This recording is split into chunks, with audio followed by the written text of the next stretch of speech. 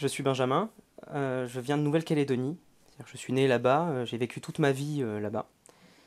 Et je suis venu en France pour faire le conservatoire d'art dramatique d'Avignon.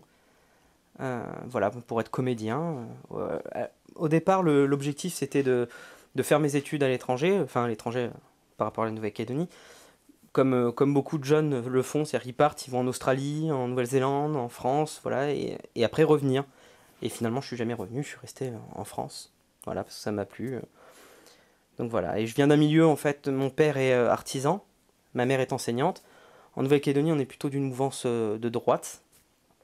Et droite-gauche, pour moi, ça ne veut strictement rien dire.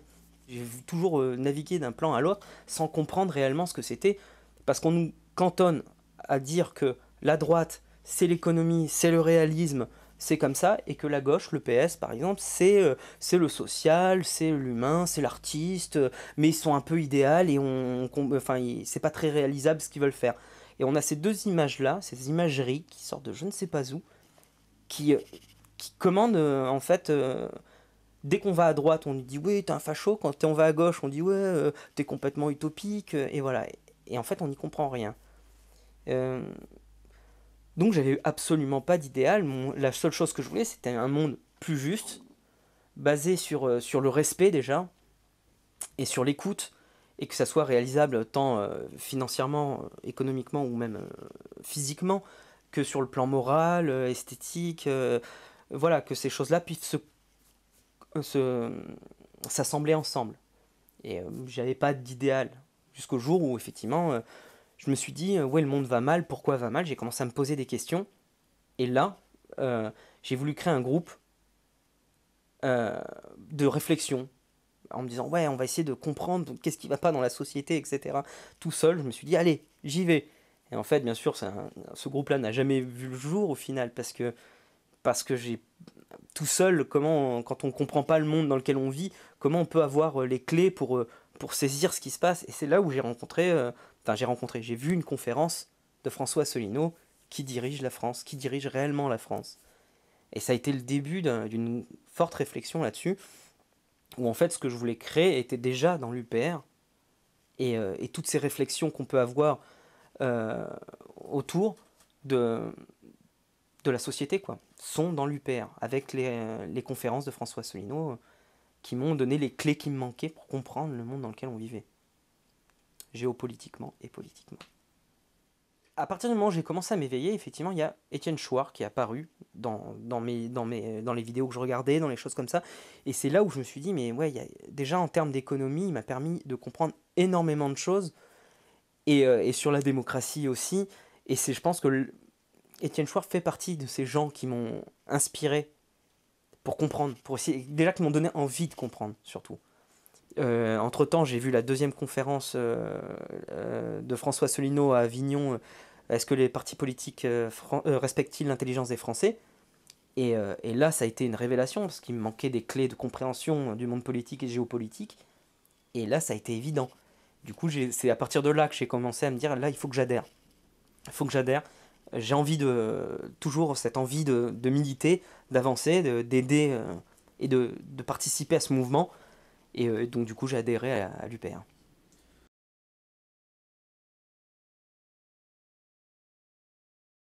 C'est un monsieur qui est assez intéressant, mais surtout, c'est ses analyses qui sont intéressantes. C'est vraiment ça, il ne faut pas s'arrêter à l'homme. On dit oui, Asselineau n'a pas de charisme, Asselineau ci, Asselineau ça. D'accord, très bien, peut-être.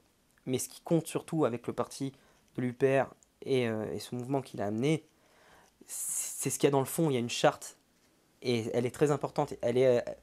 Quel que soit le bonhomme et quel que soit le parcours qu'il a eu, ce qui compte, c'est l'idée qu'il a amenée. Et ça c'est ce qu'il y a de mieux. Moi, je rêverais de pouvoir changer notre système politique à l'heure actuelle, et, euh, et je sais que dans cette condition d'Europe fédérale, ça sera totalement impossible. Surtout que cette Europe fédérale sera sous tutelle américaine en plus. Donc on n'aura aucune chance de changer ce système pour créer un système plus juste. On n'est ni en démocratie, ni en république.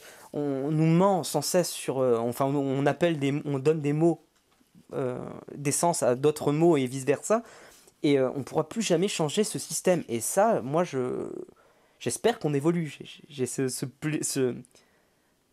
rêve de voir l'humain évoluer dans des nouvelles sphères, et notamment politiques. Il faut qu'on change notre système politique, il ne va pas. Et la première pierre pour changer, c'est de sortir de l'Union européenne. Et ça, c'est par l'UPR qu'on peut le faire.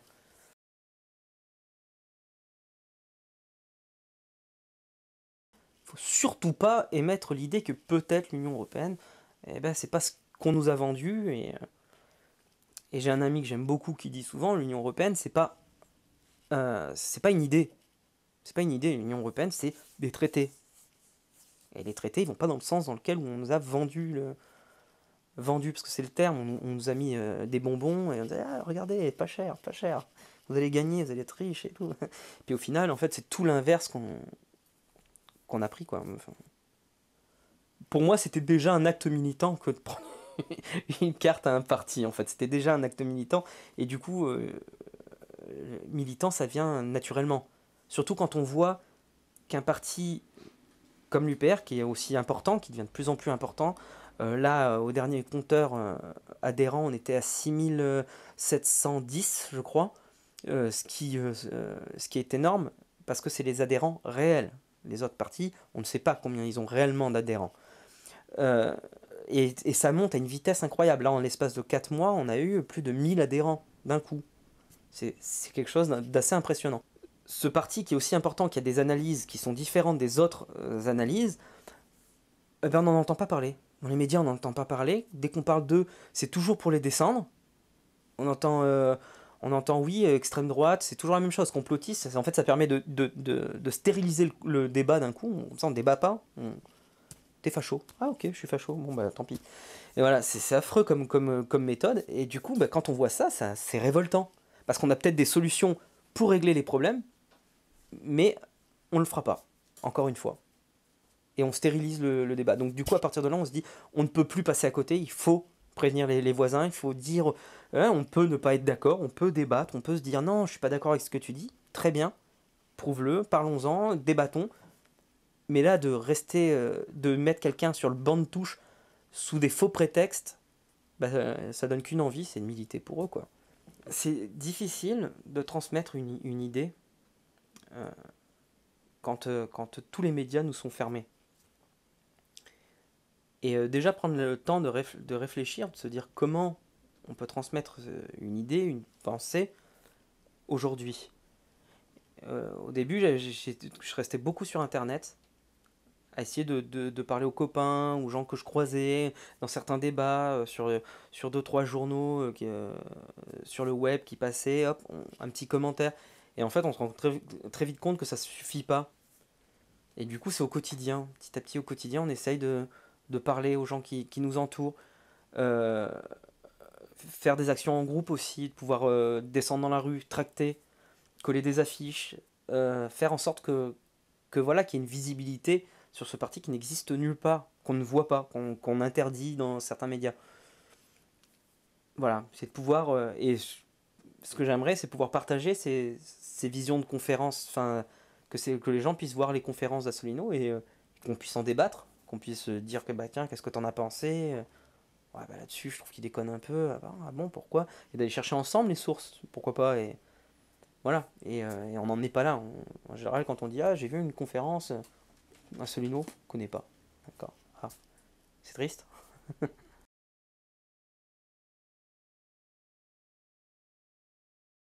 Déjà, interdire le lobbying, pouvoir empêcher le lobbying de passer, de s'approcher des centres de pouvoir, ça c'est sûr. De remettre la population au cœur des débats aussi. Parce que là, on voit qu'on a été complètement oublié. Euh, et puis surtout, retrouver notre pouvoir monétaire. Notre création monétaire, ça c'est indispensable. À partir de là, cette histoire de dette et d'austérité et de privatisation permanente euh, n'aura plus lieu d'être. Et à partir de là, on pourrait investir déjà cet argent dans d'autres secteurs, dans la science, dans enfin, oui, la science, la recherche, dans l'alimentation, dans la santé. Et tous ces points-là pourraient ne faire améliorer notre société. Si l'UPR passe en 2017, ça sera que le début d'un travail encore plus grand de militantisme, mais pas pour l'UPR, mais pour la démocratie, c'est que le début pour moi. C'est vraiment le début d'une pierre, et ça demande une énergie folle et épuisante, mais c'est que le début. J'ai envie de dire aux gens, allez voir les conférences d'Assolino. N'adhérez pas forcément au parti, hein, si vous voulez pas, mais allez voir ces conférences. Et c'est vraiment important pour créer un débat. Allez voir aussi les vidéos d'Étienne Chouard. Allez sur internet, éteignez vos télés, parce que c'est de pire en pire ce qui se passe à la télé. Ils nous mentent en permanence, on l'a vu pour les intermittents. Moi je suis intermittent. On voit comment une information est transformée, modifiée et instrumentalisée pour dire le strict inverse de ce qui est. Et ça, c'est surtout quand on commence à se renseigner sur les sujets, on voit qu'on est complètement manipulé. Il y a une manipulation, sans doute de la bêtise, hein. C'est peut-être pas, il n'y a pas une conscience derrière ça, mais il y a une manipulation et on le voit à tous les aspects de la vie, à plein d'endroits. Donc, allez voir ces conférences, elles donnent des clés pour comprendre ce qui se passe autour de nous. Alors après, c'est difficile parce qu'on dort moins bien, c'est sûr. Mais c'est tellement intéressant, c'est tellement passionnant.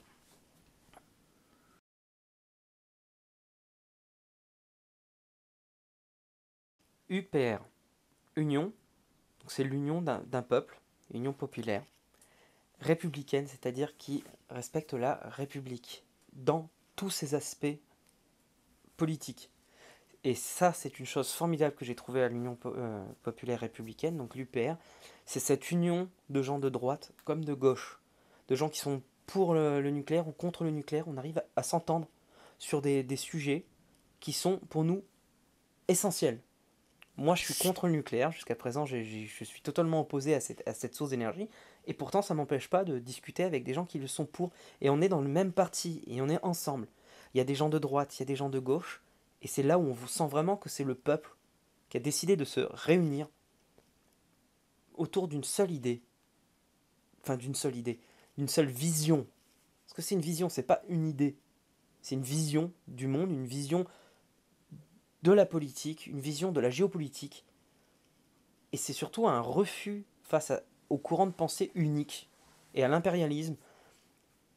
Et c'est vraiment l'union du peuple français, j'ai envie de dire, mais pas seulement, puisqu'on voit on est présent dans 73 pays, je crois. On est présent dans 73 pays dans le monde. Il y a des adhérents partout. Et c'est étonnant. Voilà, c'est vraiment une union autour d'une vision.